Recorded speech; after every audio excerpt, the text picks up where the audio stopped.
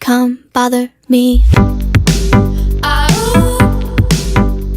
Vlog number 2. Hey divas, so this is my second vlog of 2019 and the first thing we need to address today is the pink hair. So I've always wanted to try pink hair, but I didn't want to do it permanently until I knew if maybe I was gonna like it or not.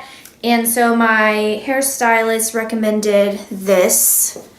It is Viral Colorwash and it is amazing. You use it in the shower. I mixed it like half and half with my normal shampoo and I only did it in the bottom half. So I only used the color stuff on the bottom half of my hair. Just scrunched it up like this. I twisted it, put it on top of my head for 2 or 3 minutes. Just let it sit for a little bit. And then I washed it out and that was 3 days ago. So it has faded a little bit. But I actually really like the color right now. It's a softer pink, not so like hot pink, bright pink. So anyway, if you're ever wanting to try some funky, cool hair colors, I recommend using the Viral Colorwash. Okay, so the main thing we're gonna talk about today is health and fitness because 1, I'm really passionate about health and fitness. 2, it's something I do part-time as a job. I teach barre and yoga classes. It's something I do on the side. I am a certified personal fitness trainer and yoga instructor. And so I thought today I would like to talk about health and fitness, especially since it's a new year.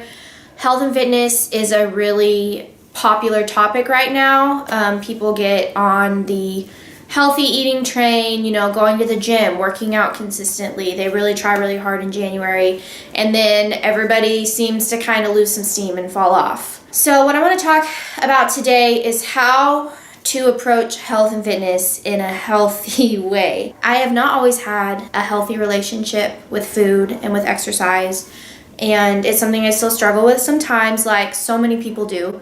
And so I want to just talk about my personal experience on a journey to health and fitness. I want to talk about that and then just some practical things that I do to prioritize my health. The first thing I need to talk about is when it all became a thing for me. In high school, like everyone, you go through puberty and some people it hits harder than others, whatever. But one thing that I really noticed for myself was my body changing and putting on a little weight with that. You know, when you're a kid, it seems, especially when you're an active kid, I was very active. You can eat whatever you want and it doesn't really affect you as far as weight gain. That's kind of how I was. And then get into high school, you know, you've gone through puberty, you can't really keep eating the same way. But there's such like a lack of education around that none of us really knew. I didn't really notice the changes until someone really close to me at the time said, "You look like you should start working out more." That comment instilled in me this fear of gaining weight, this fear of, you know, not being attractive or not feeling beautiful, whatever. It instilled this fear in me just from that one comment. And so from that comment, it produced an eating disorder in me, just a fear of food, a fear of looking at myself in the mirror and not liking what I saw. This is like my freshman year of high school. I totally changed my diet. Start eating less than 1,200 calories a day. And for someone who was in cross country and track, so already active and running a lot, I also started getting up at 5:30 in the morning and doing an hour's worth of exercise then as well. So 2 to 3 hours of exercise every day under a 1,200,000 calorie diet, which was mostly Special K cereal. Again, I did not know what healthy meant. I thought it just meant being skinny. And so that was my diet for about 3 years. That's basically what I would do. I would eat Special K cereal. I wouldn't have anything of substance. I was basically addicted to sugar, but I didn't know it. And I was losing weight, but it's because my calorie intake was so low, not because I was like eating healthy and doing it the right way. I got this fear of eating out. I could not go out to eat with people. Friends invited me to go eat. I would make up an excuse. Going out to restaurants terrified me. I was just very afraid of food. I over-exercised to the point of just wearing my body out. It was the worst my junior year. I started losing my hair. I had gotten down to 88 pounds. Yeah, I lost weight. Yeah, I was exercising and all this stuff, but I was not healthy at all. And I was confused for many years because I thought I was healthy. So my senior year in high school, I started dating my now husband, and his mother is very much about feeding your body good things that are good for it, and doing exercises that help your body, not hurt your body. And I really think that being with him and being around his family, I can specifically remember starting to incorporate real food into my life again. And the fear kind of let go a little bit. We get married, and I kind of go to the opposite end of the spectrum. Marriage is such a weird and amazing thing.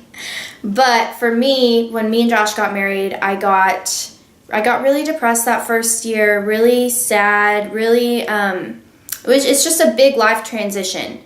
I was young when we got married. I was 18, and so moving out of my parents' home in with a guy, that's a huge transition. I'd never been on my own, so I was really clingy, I was really obsessive, and my relationship with food took a turn for the worst again, but in the opposite way. I started binge eating. I couldn't just have one cookie, I'd have 8 or 9. And I was working out still 45 minutes to an hour a day, but I was putting on weight. And I felt awful because I was just stuffing myself full of food. And I think a part of that was also just a fear of going back to the place where I was so restrictive. But now I was at totally the opposite end of the spectrum, and my relationship with food was still unhealthy and still bad. And I still did not love my body or like how I looked or whatever. So how I bounced back from that position, the first thing was just admitting that, yes, I've put on weight, and these are the obvious reasons why. I'm binge eating. I am obsessive about food. I'm exercising, but my mindset for exercising is to exercise so I can eat more. Once I admitted those things and faced those things, I was able to start just feeding my body normal things that are good for it. So I didn't do anything drastic except cutting out sweets from the house. I don't keep sweets in the house anymore. I don't keep cookies in the house. I don't keep ice cream in the house. I don't keep processed junk food in the house. And that just, that's just a really easy way to maintain a healthy relationship with food, is if it's not in the house, you're not going to eat it. Another thing was just portion sizes, going back to, when am I actually full? And am I satisfied, or am I just going to keep eating because my emotions are all over the place and this is what I'm doing for comfort? I'm a big comfort eater, like many people are. And then with exercise, it's like getting in the mindset to where I'm doing this because I want to be strong.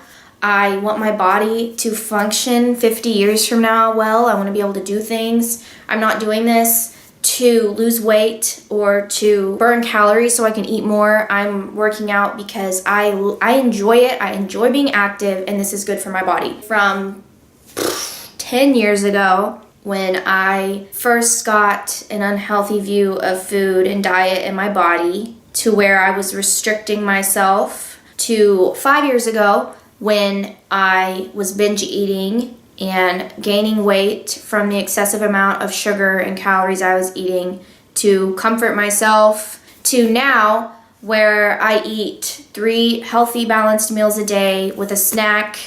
Midday I eat fruits, vegetables, healthy meats that are grass-fed, organic, eggs, and yes, I do eat some dairy. I love cheese and I love bread, and so I have those things in moderation. So over the course of 10 years, I've been able to find for me what healthy eating really is, what healthy exercise looks like. I wanted to talk about this because in the past, I've had people make comments to me at events or something, or get-togethers of, oh, you're so skinny, you need to eat, or and I've had it on the other way that like, oh, you look like you've put on weight, you look good. And like, I know people are just trying to be friendly and trying to be nice, but weight is such a sensitive subject for many people because it's our bodies and it's a really vulnerable thing. And so I wanted to talk about this and just kind of share my health and fitness journey, my story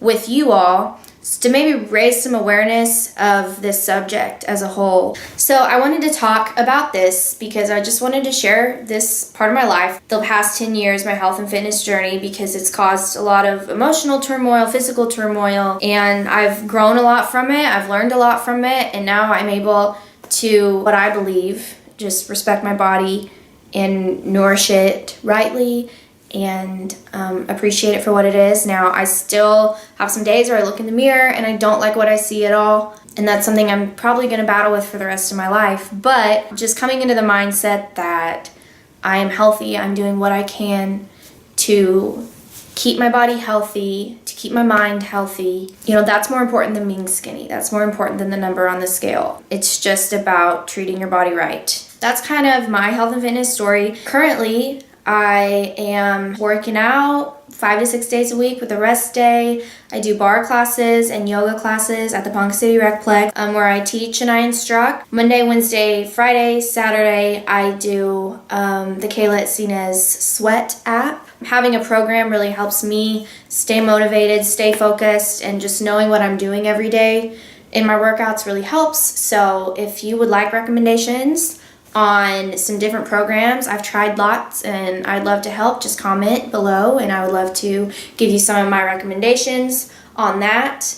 As far as food, most mornings I have my green smoothie with some vegan plant-based protein in it and some peanut butter, of course, because I love peanut butter.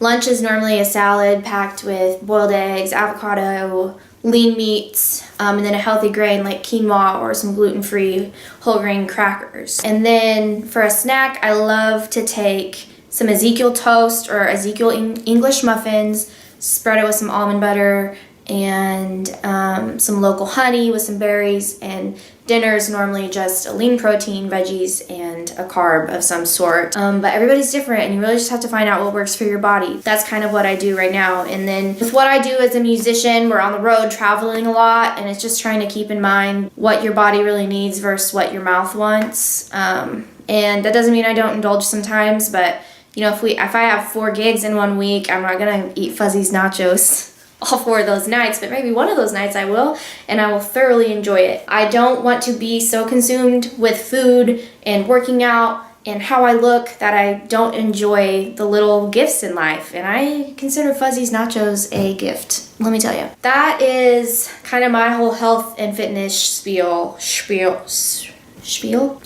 for the start of this new year. I would say that New Year's resolutions are great, but setting monthly goals for your health and fitness is kind of more attainable long term and easier. Drastic changes are very hard to maintain versus little ones. So that's my whole health and fitness talk. There I was being basic for like 15 minutes about health and fitness. But I do think it's really important, and I think it's becoming more widespread important.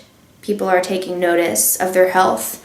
So that is what my health and fitness journey has been like, where I am currently. On a music note, what's coming up for me, about to start working on a new music video. I'm not going to tell you which one, but I'm very excited about it. I think you all are going to really love it. We're going to shoot it when I get back from NAMM. Not this week, but the next week, the 23rd, me and Mom are going to California for the NAMM music conference, and I'm very excited. I am going to record a surprise song with Brent in the studio that week as well. And then I'm also going to be able to visit my Uncle Travis and Jeff in Santa Barbara. Very excited to see them. There are just some awesome things happening. I'm very excited about my music. I'm going to keep doing the covers, going to keep writing. Yeah, if you have any questions, any comments, please just drop them below. Thanks for joining me on this journey and being a part of my Diva Diaries. You say I've got an angry personality, but I'm not trying to be. No, I don't mean to be.